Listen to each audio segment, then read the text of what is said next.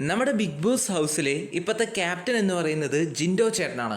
അപ്പോൾ ജിൻഡോ ചേട്ടൻ്റെ ഭാഗത്ത് നിന്ന് നമ്മുടെ ജാസ്മിൻ ചേച്ചിയെ എന്താണ് ഒരു മോശമായ രീതിയിൽ, അതായത് നിൻ്റെ കാലേ വാരി നിലത്തടിക്കുന്നു ഒക്കെ പറഞ്ഞിട്ട് ഇപ്പം ഹൗസിൽ വലിയൊരു പ്രശ്നമായിരിക്കുകയാണ്.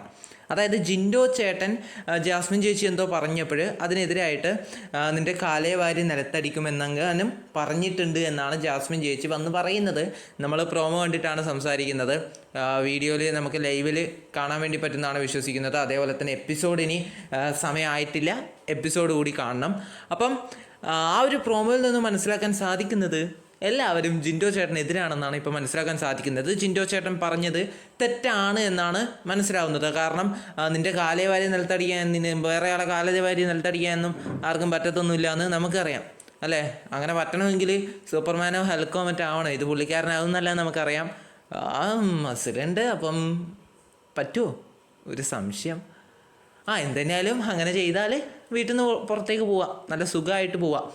അപ്പോൾ അങ്ങനെയുള്ള പരാമർശങ്ങൾ നടത്തി എന്ന് പറഞ്ഞിട്ട് നമ്മുടെ ജിൻഡോ ചേട്ടനെതിരായിട്ട് പവർ ടീമും എല്ലാവരും ആക്ഷൻ എടുക്കാൻ വേണ്ടിയിട്ട് നിൽക്കുകയാണ്.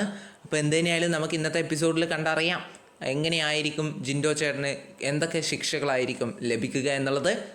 നന്ദി.